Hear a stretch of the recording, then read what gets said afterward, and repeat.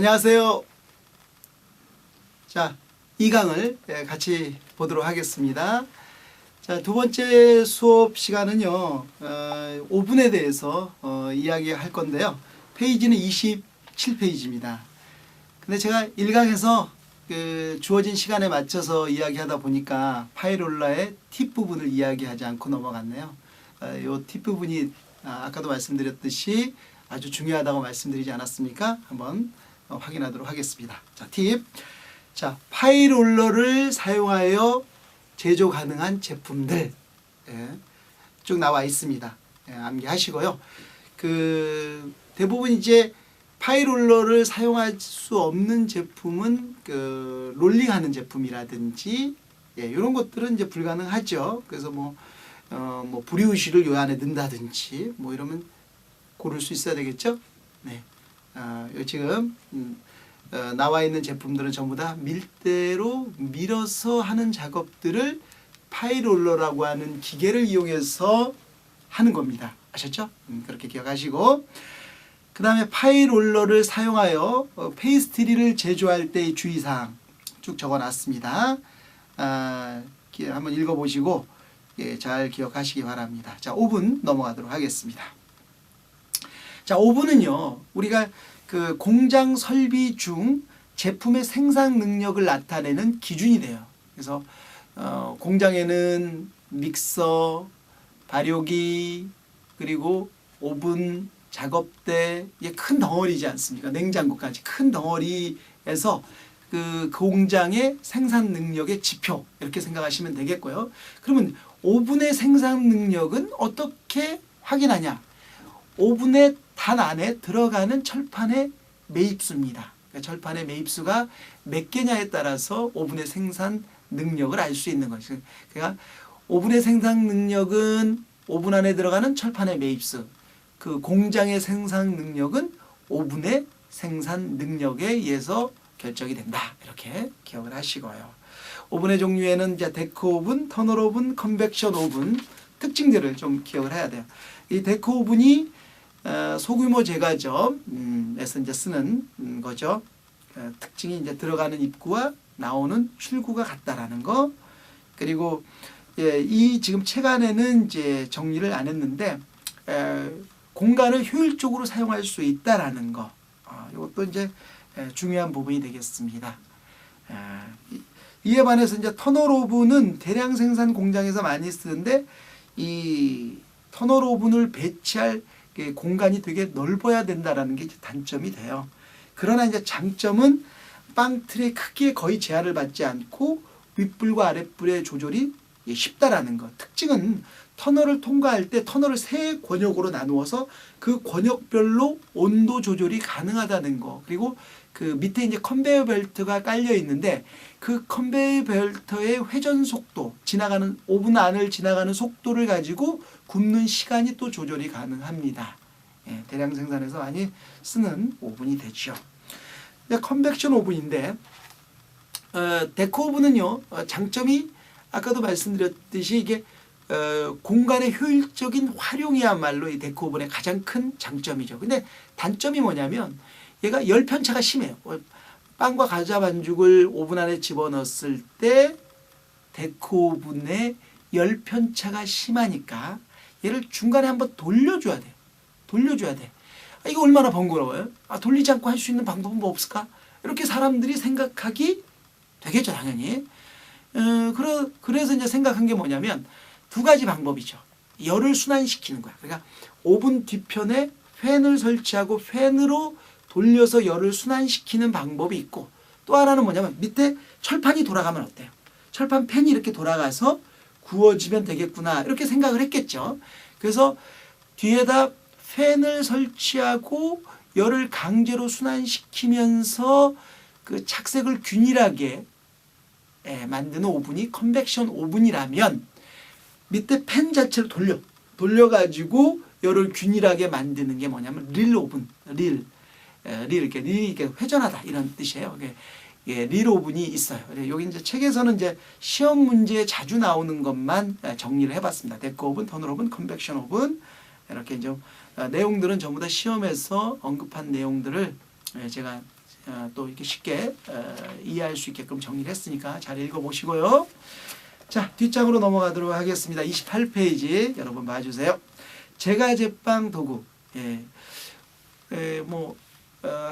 교육기관에 등록을 하셔서 이제 배우시면서 이 책을 보시면은 좀 더 이제 책의 내용들을 좀 더 잘 이해할 수 있는데, 그러지 않고 이제 교육기관에 들어가기 전에 혼자서 독학으로 공부하시는 분들에게는 이 도구의 이름이 되게 낯선 데다가 제 책에서는 뭐 그렇게 사진을 많이 넣지는 않아 가지고 연상이 되지 않을 겁니다만, 뭐 여기에다 제가 이제 사진을 많이 넣을까도 생각을 해봤지만 이제 시험에서는 나오는 게 이제 몇 개뿐이 없더라고요, 보니까. 그래서 자주 시험에 나오는 것만 사진으로 넣고 시험에 나오지 않는 것들은 이제 굳이 사진을 좀 배제를 했습니다만, 그런 맥락에서 이제 시험 문제에 나오는 것만 이야기를 하면 스크래퍼 내용을 잘 읽어주시고요.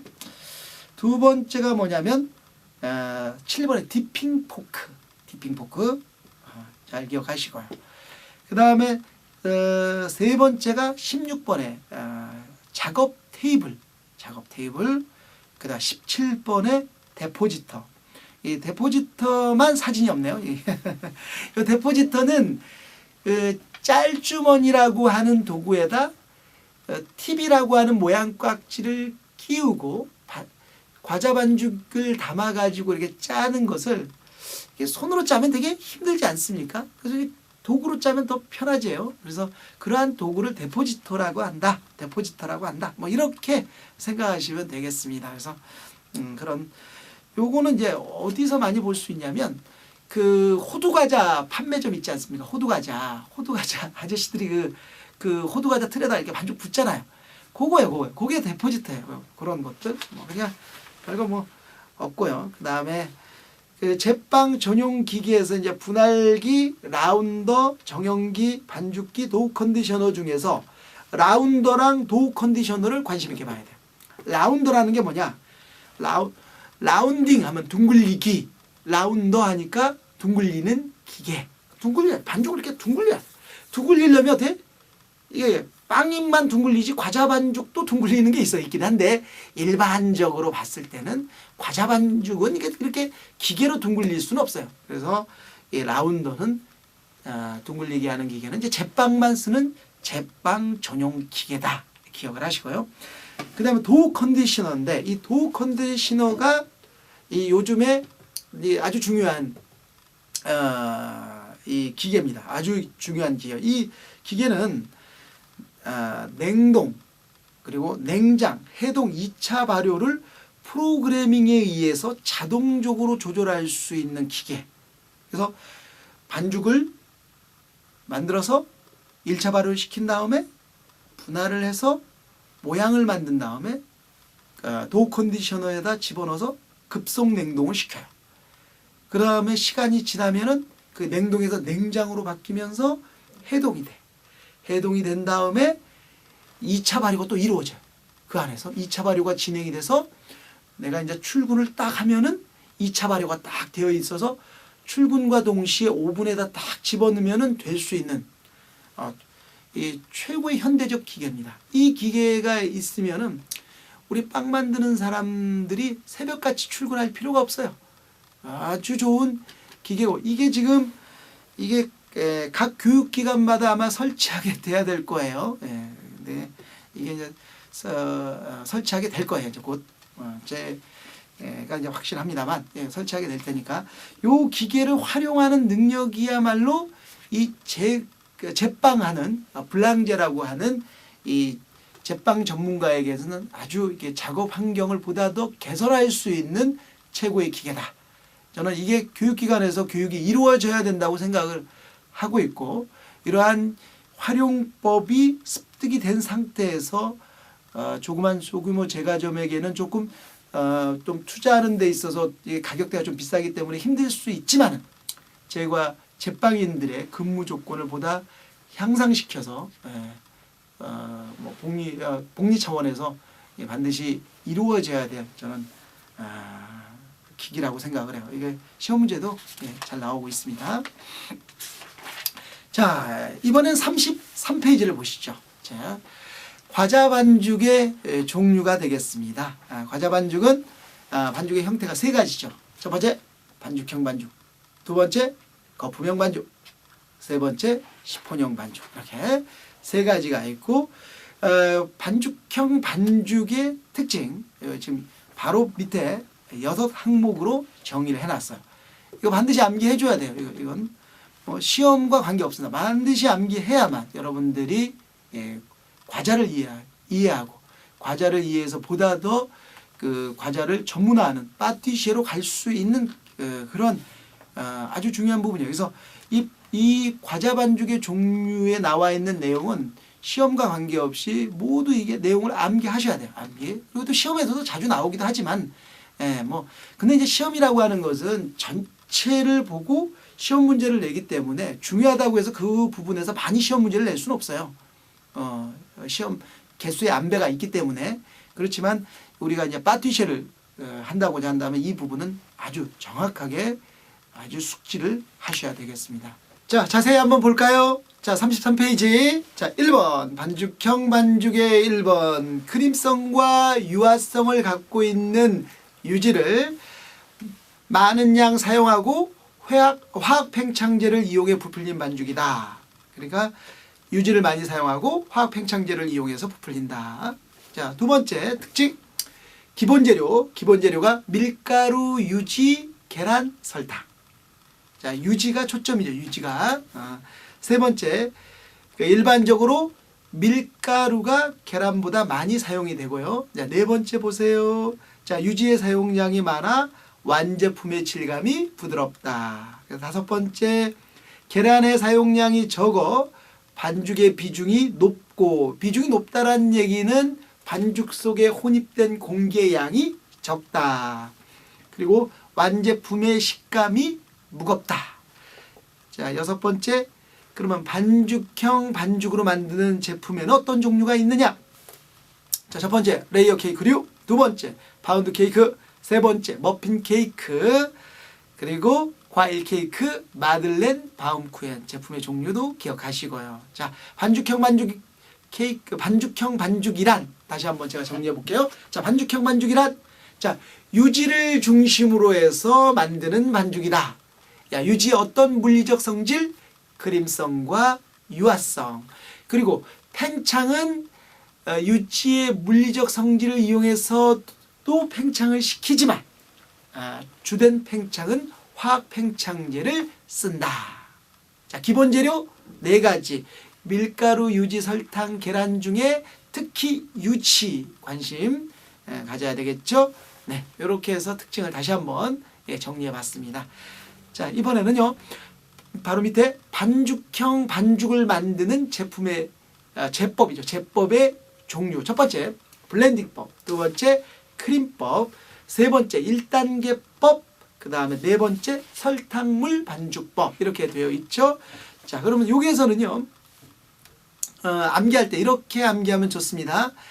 자, 네 가지 제법이 공통적으로 유지를 중심으로 해서 반죽을 만드는 거예요. 그러니까 첫 번째 유지가 제일 먼저 들어가는 거죠. 믹싱볼에 유지. 자, 두 번째 재료에 따라서 이름이 달라져요. 자, 유지에 밀가루가 들어가면 블렌딩법. 그러니까 유지에 설탕이 들어가면 크림법.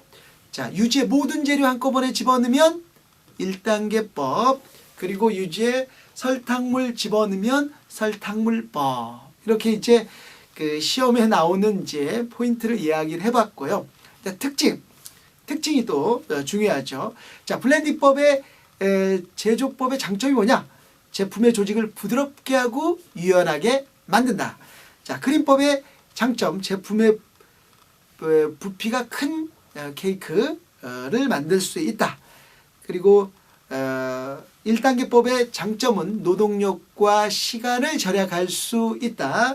설탕물법의 장점은 계량의 편리성으로 대량 생산이 용이하다와 껍질색이 균일한 제품을 생산할 수 있다. 그리고 스크래핑을 줄일 수 있다. 이런 게 이제 장점이 되겠습니다. 자, 이런 식으로 뭐 간단하게 암기할 수 있긴 하지만 보다 더 이제 조금 이해하면서 이제 암기를 한다면 다시 한번 33페이지 블렌딩법 다시 한번 볼까요? 자, 책의 내용을 한번 읽어보시면 자세하게 제가 그 이유도 설명을 했습니다. 자, 유지에 밀가루를 넣어 파슬파슬하게 혼합한 뒤 건조 재료와 액체 재료를 넣는 방법이다 라고 했는데 여기에다 이제 요건 제조 과정이죠. 자, 유지에 밀가루를 집어넣는데 왜 조직이 부드럽고 유연하게 되느냐? 이제 이유는 이렇습니다. 자, 밀가루가 액체 재료와 만나면 밀가루 속에 있는 단백질들이 엉겨서 글루텐으로 변해요. 그런데 물의 상극이 뭡니까? 기름이죠. 그러니까 밀가루를 먼저 유지로 피복을 딱 시키면 물이 밀가루와 만나서 글루텐으로 변할 수가 없게 되잖아요. 그래서 글루텐이 생성 발전되지 않기 때문에 조직이 부드럽고 유연하게 되는 겁니다. 이렇게 좀 이해를 하시면 더 좋고요. 여기서는 이제 시험 위주로 한번 정리를 했고요. 자, 두 번째 크림법. 자, 한번 내용을 한번 읽어보죠. 유지에 설탕을 넣고 균일하게 혼합한 후 계란을 나누어 넣으면서 부드러운 크림 상태로 만든 다음 밀가루와 베이킹 파우더를 체에 쳐서 가볍게 섞는다. 이렇게 했어요. 그리고 장점은 제품의 부피가 큰 케이크를 만들 수 있다라고 정리를 했죠. 그러면 중요한 것은 뭐냐면 왜 제품의 부피가 커지느냐 하는 거예요. 그죠? 근데 그런 거는 시험 문제가 안 나오니까 여기다 이제 적지는 않았어요. 왜냐면 그것까지 적어두면 이제 책 내용이 더 커지는 거죠. 이것도 많은데 진짜 엄청 많아지는 거 이제 안 냈지만은 이제 이런 동영상을 통해서 이제 얘기를 드리면 자, 유지의 설탕이라는 게 입자 형태로 있잖아요. 입자 형태의 설탕이 들어가요. 그러면 유지 사이에 틈을 만들죠. 그 틈 사이로 미세한 공기가 들어가죠. 그러니까 유지에 밀가루를 집어넣으면 밀가루 입자는 너무 작으니까 유지에 틈을 만들 수 없죠. 그에 반해서 설탕은 입자가 크니까 유지에 작은 틈을 만들고 그 틈 사이로 공기가 미세하게 들어가기 때문에 보다 더 많은 공기를 집어넣을 수 있으니 어때요? 같은 양의 베이킹 파우더를 집어넣고 블렌딩법과 크림법으로 만들 때 어느 게 더 부피가 크겠어요? 당연히 공기가 많이 들어가는 크림법이 부피가 크겠죠. 이런 원리예요. 이런 원리. 자, 그래서 크림법은 부피가 크다. 근데 문제점이 있어. 무슨 문제냐? 자주 긁어줘야 돼. 이 과정을 진행하는 과정에서 제조 과정을 얘기하는 거예요. 크림법으로 만드는 제조 과정. 과정을 진행하는 과정에서 자꾸 이 반죽들이 옆에 자꾸 묻는 거예요. 그래서 스크래핑을 자꾸 해줘야 돼. 스크래핑이라고 하는 것은 믹서볼의 옆면과 바닥을 고무주걱을 통해서 깨끗하게 긁는 것을 가리키는 겁니다. 그걸 스크래핑 자주 해줘야 된다. 단점입니다. 자, 1단계법은요. 자, 유지의 모든 재료를 한꺼번에 집어넣어요. 자, 이러면 이제 무슨 문제가 발생되느냐? 문제점이 발생이 돼요. 어떤 문제냐? 자, 액체 재료도 같이 들어가고 가루 재료도 같이 들어가고 유지도 같이 들어가는 거야. 그러니까 뭐 짬뽕이 되는 거죠. 이래버리면 어떤 문제가 되냐? 자, 액체 재료가 한꺼번에 들어갔으니 유지와 잘 섞이지 않을 거고 또 거기에다 가루까지 들어갔으니 유지와 가루가 먼저 만나는 애들은 뭐 피복이 될런지 모르지만 액체 재료와 가루가 만나면 또 어떻게 됩니까? 글루텐이 생성이 되죠. 뭐 엉망진창이 되는 거예요. 그래서 이 제조법에 전제 조건이 있어요. 전제 조건은 뭐냐면 유화제가 들어가야 돼요. 유화제가. 그리고 베이킹 파우더가 반드시 첨가가 돼야 돼. 이게 전제 조건이에요. 또 믹서의 성능이 좋아야 돼. 이러지 않으면 1단계법을 할 수가 없어요. 요게 반드시 전제 조건이 돼야 된다라는 게 되겠습니다. 뭐 한꺼번에 집어넣으니까 당연히 뭐 노동력과 시간은 절약이 되겠죠. 이제 다음은 이제 설탕물 반죽법인데 이건 소규모 제과점에서 쓰는 방법은 아니에요. 이건 이제 대량 생산 라인의 공장에서 쓰는 방법이고 이 대량 생산 라인에서는 그 에어 믹서라는 게 있어요. 이제 공기를 이제 집어넣을 수 없기 때문에 이제 공기를 집어넣는 에어 믹서가 이제 기본적으로 있는 상태에서 이제 작업이 진행이 돼야 됩니다. 그래서 이 설탕물 반죽법은 뭐 이제 이론적으로는 이렇게 정리를 해놨고 뭐 시험 문제 아주 간혹 나오는 문제인데 자주 나오지는 않지만 하여튼 이런 식으로 대량 생산 라인에서는 에어믹스와 병용해서 설탕물 반죽법을 더 많이 쓴다. 이 정도는 알고 있으면 좋겠습니다. 네. 자, 거품형 반죽으로 넘어가도록 하죠. 또한 마찬가지로 시험을 떠나서 좀 자세하게 한번 내용을 먼저 읽고 또 이야기하도록 하겠습니다. 자, 1번. 계란 단백질의 기포성과 열에 대한 응고성을 이용한 반죽이다. 자, 2번.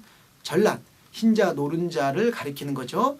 전란을 사용하는 스폰지 반죽과 흰자만을 사용하는 머랭 반죽이 있다. 3번. 계란의 사용량이 많아 완제품의 질감이 질기다. 4번. 계란의 사용량이 많아 반죽의 비중이 낮고 완제품의 식감이 가볍다.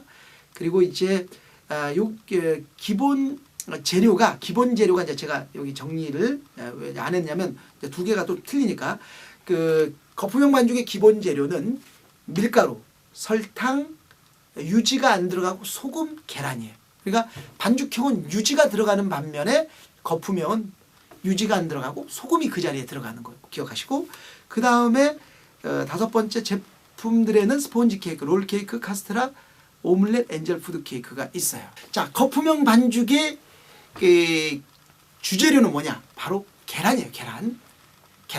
계란의 어떠한 물리적 성질을 중심으로 해서 거품형 반죽을 만드냐? 계란의 기포성, 공기를 포집해서 거품이 일어나는 기포성, 그리고 그 일어난 상태에서 열을 딱 가하면 그대로 굳어요.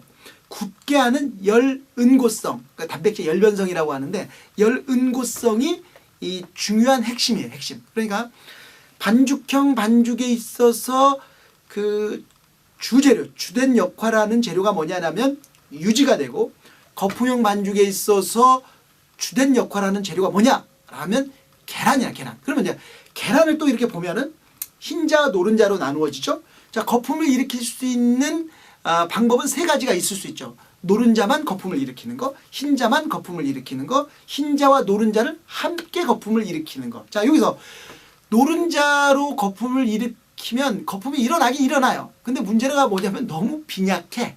그래서 노른자만 이용해서 거품을 일으켜 그 거품형 반죽을 만든 다음에 제과 제품을 만들면 너무 이게 딱딱하니까 얘는 안 하고 흰자만 이용하거나 혹은 전란, 흰자와 노른자를 이용해서 거품을 만든다. 그러면 흰자와 노른자를 이용해서 거품을 만들 때는 우리는 그 반죽을 뭐라고 부르냐면 스펀지 반죽이라고 그러고, 흰자만 거품을 일으켜서 반죽을 만들면 그것을 머랭 반죽이라고 부른다. 이렇게 지금 제가 정리했어요. 그리고 정리했고, 그 다음에 그 계란은요, 유지보다도 공기를 더 많이 혼입을 해요. 그렇기 때문에 비중이 낮다. 이렇게 표현해. 비중이 낮다라는 얘기는 공기가 많이 들어간다. 그러면 식감이 어떻겠어요? 가볍겠어요? 무겁겠어요? 가볍죠. 공기가 많이 들어가면 당연히 가볍죠. 근데 이제 질감이라는 게 어떠냐가 되게 중요한데, 질감은 질겨요. 우리가 생각하기에 계란에 공기를 많이 주면 부드러울 것 같은데 부드럽지 않아요. 질겨요. 왜 그러냐? 계란 흰자에는 단백질이 많고 그 단백질이 열을 가하면 고체로 변하기 때문에 질기게 만든다. 이 부분을 잘 제가 정리를 했는데 이 부분을 이렇게 이해를 하시면 되겠습니다. 자, 그러면 내용을 책을 통해서 머랭 반죽과 스폰지 반죽 한번 보도록 할게요. 자, 머랭 반죽이라고 하는 것은 흰자에 설탕을 넣고 거품을 내는 반죽이다. 제법에 관계없이 흰자와 설탕의 비율이 설탕이 2일 때 흰자가 1. 자, 머랭 반죽의 종류 4가지. 냉제, 온제, 이탈리안, 스위스 머랭 등이 있고 뒷장에서 자세히 그냥 건너뛰죠. 자, 머랭 제조지 주의사항. 첫 번째, 믹싱 용기에는 기름기가 없어야 한다. 두 번째, 흰자에는 노른자가 들어가지 않도록 주의한다. 이유인즉슨 흰자에 노른자가 들어가면 지방이 들어갈 확률이 높아요. 지방이 들어가면 흰자 단백질이 그 표면 장력이 어떻게 커져. 그래서 표면 장력을 약화시켜야만 흰자 안에 거품을 집어넣을 수 있는데 표면 장력이 커짐으로 해서 구가 되니까 공기가 안 들어가게 되는 거예요. 자, 계란을 흰자, 노른자로 분리할 때 흰자에 노른자가 조금이라도 들어가지 않도록 실습하시길 바라요. 그 다음에 중속을 위주로 휘핑을 하여야 기포를 치밀하게 만들지만 30초 정도 이하에서는 고속으로 좀 때려줘야 돼. 머랭 만들 때. 왜냐면 그래야지 단백질에 강한 힘을 가함으로 인해서 머랭 자체가 튼튼해진다. 나중에 한번 실험해 보세요. 중속으로만 돌렸을 때와 고속으로만 돌렸을 때와 중간에 고속을 약간 넣어줬을 때의 그 머랭의 그 상태. 근데 이제 단지 흰자만에 의해서 이제 머랭의 상태가 결정되는 건 아니에요. 뒷장에 나옵니다. 또 관심 있게 보시고요. 스폰지 반죽이라고 하는 것은 책을 보겠습니다. 전란에 설탕과 소금을 넣고 거품을 낸 후 밀가루와 섞은 반죽이다.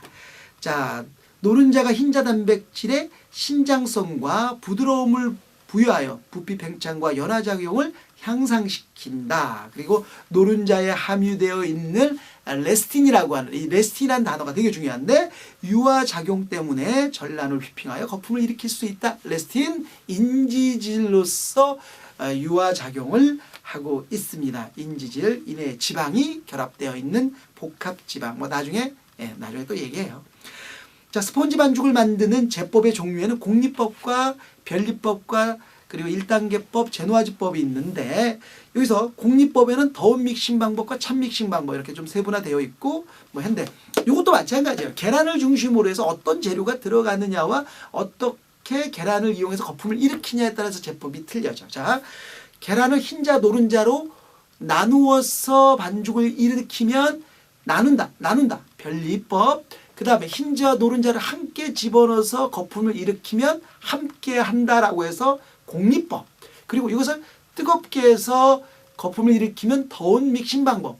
차갑게 하면 찬 믹싱 방법. 그래서 더운 믹싱 방법의 온도와 그리고 장점을 암기해주세요. 요거 숙제 책 보고 확인하기. 네, 넘어가고. 그 1단계법은 계란에 모든 재료를 집어넣어요. 그러면 이것도 아까처럼 문제가 발생되잖아요. 아까 반죽형 반죽 얘기했잖아요. 그때 1단계법. 그거랑 똑같아요. 뭐 베이킹 파우더와 유화제를 전제 조건으로 하고 믹서 힘이 커야 된다. 이것도 마찬가지고 제노아즈법은 그 스폰지 반죽에는 원래 유지가 들어가지 않잖아요. 근데 스폰지 반죽의 문제점이 뭡니까? 계란만 이용했더니 식감은 되게 가벼운데 질감이 질겨. 이것을 막 좀 개선하기 위해서 유지를 집어넣는 거고 이때 유지는 녹여서 용해해서 집어넣는데 이때 이제 용해하는 온도, 그 유지를 넣는 시점 그리고 장점 이런 것들이 시험에 나오는 거예요. 그래서 그 유지를 마지막에 넣고 중탕을 하는데 그 중탕의 온도는 60에서 70도 뭐 제품의 질감을 부드럽게 한다 이렇게 정리를 해놨네요. 자, 팁 보십시오. 요 팁은 시험에 나왔던 부분들을 제가 팁으로 처리했다라고 말씀을 드렸죠. 예, 자세하게 읽어보시고 그 다음에 제일 중요한 부분은 역시 그 흰자의 기포성을 좋게 하는 재료에서 뭐 주석산 크림, 레몬즙, 식초, 과일즙, 산성 재료와 소금 그리고 흰자의 기포성 포집성이죠. 죄송합니다. 안정성을 좋게 하는 재료 설탕과 산성 재료 이렇게 기억을 하시고요. 자, 시폰형 반죽은요. 시폰이란 뜻은 이제 불어로 비단이라는 의미래요.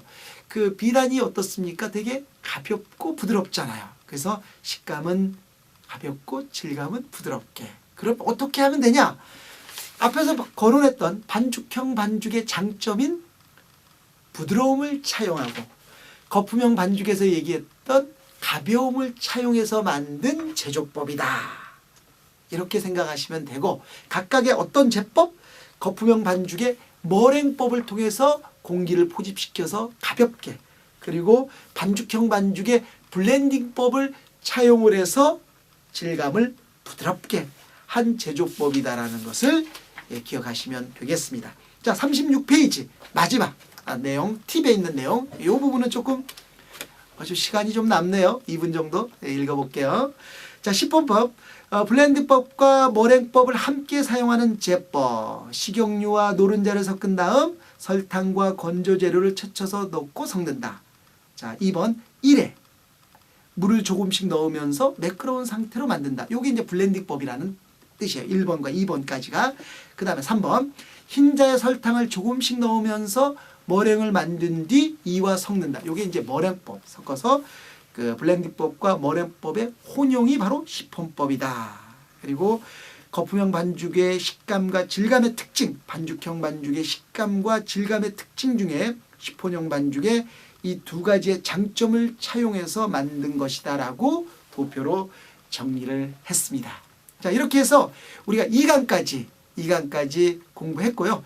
혼자서 인터넷 보시면서 공부하시느라 얼마나 힘드십니까? 예. 그 마음 이해되고요. 자, 제가 오버액션 하면서 이렇게 강의를 하는 것은 여러분들이 혹시나 좋을까봐 제가 이러는 거고요. 다음 이제 3강에서 또 뵙도록 할 테니까요. 화장실 잠시 갔다 오시고 빨리 컴퓨터 앞으로 와주세요. 자, 좀 이따 뵙겠습니다. 감사합니다.